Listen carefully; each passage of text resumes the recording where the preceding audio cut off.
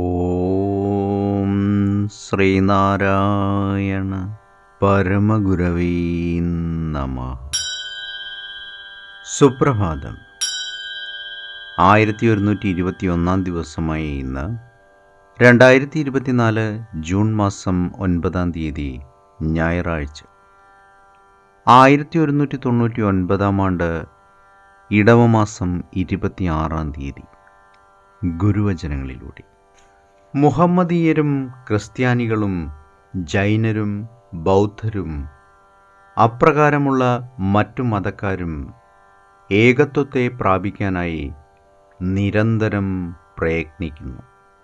ശ്രീനാരായണ ഗുരുദേവൻ.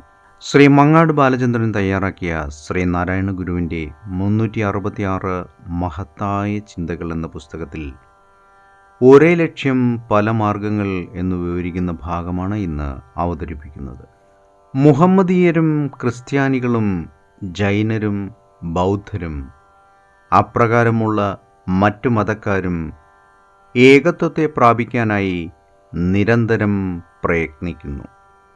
ഒരേ നദികൾ പലതായി പിരിഞ്ഞ് പല നാടുകളിലൂടെ പല പേരുകളാൽ ഒഴുകി ഒടുവിൽ അതിൻ്റെ ലക്ഷ്യസ്ഥാനമായ സമുദ്രത്തിൽ പതിക്കുന്നു. ഗംഗ, യമുന, ഭഗീരഥി, കാവേരി, കബനി തുടങ്ങി അനേകമനേകം പേരുകളിൽ അറിയപ്പെടുന്ന എല്ലാ നദികളുടെയും പ്രാപ്യസ്ഥാനം സമുദ്രമാണ്. ഇങ്ങനെ സമുദ്രത്തിൽ ലയിച്ചു കഴിഞ്ഞാൽ പിന്നെ ഒരു നദിയുടെയും പേരോ രൂപമോ ഭാവമോ നിലനിൽക്കുന്നില്ല. എല്ലാം സമുദ്രം എന്ന ഒന്നായി തീരുകയും ഒന്നായി അറിയപ്പെടുകയും ഒന്നായി അനുഭവിക്കുകയും ചെയ്യുന്നു. ഇപ്രകാരമാണ് എല്ലാ മതങ്ങളുടെയും സ്വരൂപവും. മാർഗം കൊണ്ടും പേരുകൊണ്ടും പലതായി അറിയപ്പെടുന്ന ഇസ്ലാം മതത്തിൻ്റെയും ക്രൈസ്തവ മതത്തിൻ്റെയും ജൈന, ബുദ്ധ, പാഴ്സി മതങ്ങളുടെയും ഹിന്ദു മതത്തിൻ്റെയുമെല്ലാം സാരം ഒരേ ലക്ഷ്യത്തിലേക്ക് അനുയായികളെ ആനയിക്കുന്നതിന് വേണ്ടിയുള്ളതാണ്. ആ ഒന്നായിരിക്കുന്ന ലക്ഷ്യത്തെ പ്രാപിക്കുവാൻ വേണ്ടിയാണ് എല്ലാ മതവിശ്വാസികളും അതാത് മതങ്ങൾ അനുശാസിക്കുന്ന മാർഗങ്ങളെ പിന്തുടരുന്നത്.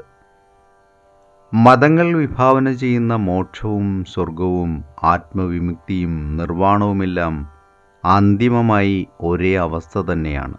ഇതുതന്നെയാണ് ജീവിതത്തിൻ്റെ പരമലക്ഷ്യമായ ജീവൻ മുക്താവസ്ഥ. ഈ അവസ്ഥയെ പ്രാപിക്കുന്ന ഒരാളിന് സമുദ്രത്തിൽ ചേർന്നു കഴിഞ്ഞാൽ നദികൾ ഇല്ലാതാകുന്നത് പോലെ വിഭിന്ന മതസങ്കല്പങ്ങളും ഇല്ലാതാകുന്നു. ഇപ്രകാരം ജീവിതത്തെ പലവിധങ്ങളായ വൈവിധ്യങ്ങളിൽ നിന്നും ആ വൈവിധ്യങ്ങൾക്കെല്ലാം പൊരുളായിരിക്കുന്ന ഏകതാനയത്തിലേക്ക് നയിക്കുകയെന്നതാണ്. അതിനുവേണ്ടി നിരന്തരം യത്നിക്കുകയെന്നതാണ് നമ്മുടെ ധർമ്മം.